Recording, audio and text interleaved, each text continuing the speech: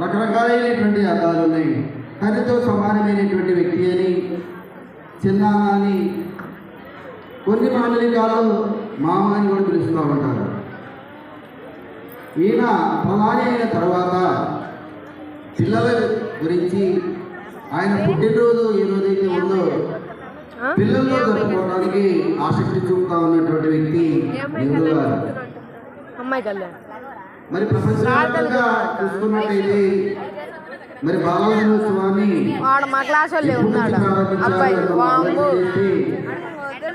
ఐక్యరాజ్య సమితి భారతదేశం కాకుండా ప్రపంచవ్యాప్తంగా 1954 సంవత్సరం నుంచి ప్రపంచవ్యాప్తంగా బాలదినోత్సవాన్ని జరుపుకుంటూ ఉన్నారు. అయితే 1989 సంవత్సరంలో ఐక్యరాజ్య సమితి ఒక తీర్మానం చేసి ఆయా దేశాల్లో ఉన్నటువంటి వారు మీరు ఏదైనా పర్వదినాన్ని పురస్కరించుకొని బాలదినోత్సవాన్ని ఏర్పాటు చేసుకోవాలన్నప్పుడు దాదాపు 191 దేశాలు ఆ తీర్మానాన్ని ఆమోదించడం జరిగింది. మన భారతదేశంలో నెహ్రూ గారి జన్మదినాన్ని పురస్కరించుకొని బాలదినోత్సవం జరుపుకుంటూ ఉంటాం. అలానే మన పక్కన ఉన్నటువంటి పాకిస్తాన్లో చూసినట్టయితే నవంబర్ 20వ తేదీని జరుపుకుంటాం. అదే చైనాలో కనుక చూసుకున్నట్టయితే జూన్ 5వ తారీఖున, శ్రీలంకలో చూసుకున్నట్టయితే అక్టోబర్ 1వ తారీఖున, దక్షిణ కొరియాలో కూడా జూన్ 5వ తారీఖునే జరుపుకుంటూ ఉంటారు. మరి ఇలాంటి మంచి వ్యక్తి గురించి మనం తెలుసుకోవటం, ఆయన జన్మదినాన్ని బాలదినోత్సవంగా జరుపుకోవటం విద్యార్థులందరూ కూడా చాలా మంచి విషయం. మీరు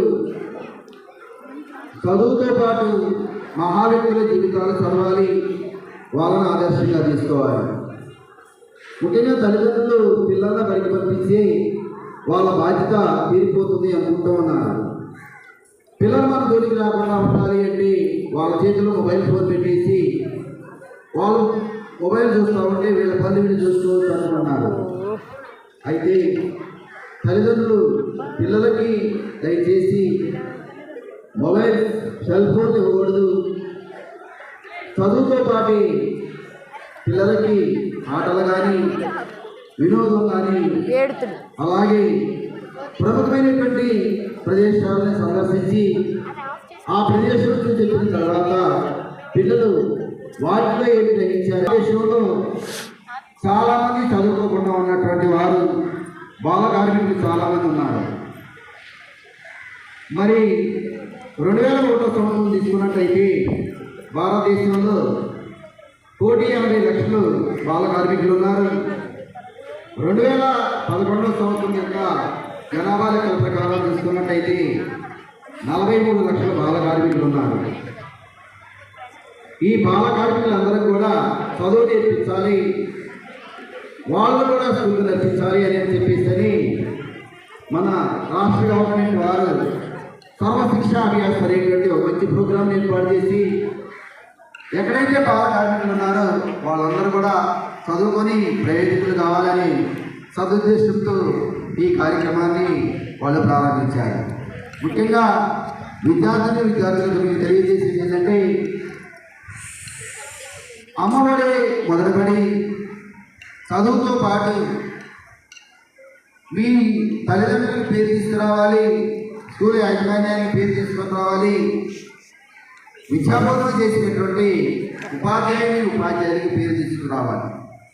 అయితే మీరు మొబైల్ ఫోన్లు వాడటం, చదువు మీద ఆసక్తి లేకపోవటం, మీ జీవితం అనేటువంటిది మీరే పాడు చేసుకునేటువంటి స్థితిలో ఉంటూ ఉన్నారు. కాబట్టి మీ తల్లిదండ్రుల సలహాలు పాటించండి, మీకు విద్య బోధించేటువంటి ఉపాధ్యాయుల మాట వినండి.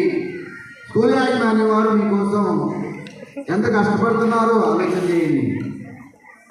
మీరు బాగా చదువుకొని మంచి మార్కులతో, మంచి ప్రవర్తనతో మీరు చదువుకొని ప్రయోజకులు కావాలి అని కోరుకుంటూ ఈ అవకాశం ఇచ్చినటువంటి హెచ్ఎం సిస్టర్ గారికి నా హృదయపూర్వక ధన్యవాదాలు తెలియజేస్తున్నాను. మరోసారి బాలబాలికలందరికీ కూడా బాల దినోత్సవ శుభాకాంక్షలు తెలియజేస్తూ ఉన్నాను. ధన్యవాదాలు మాస్టర్ గారు.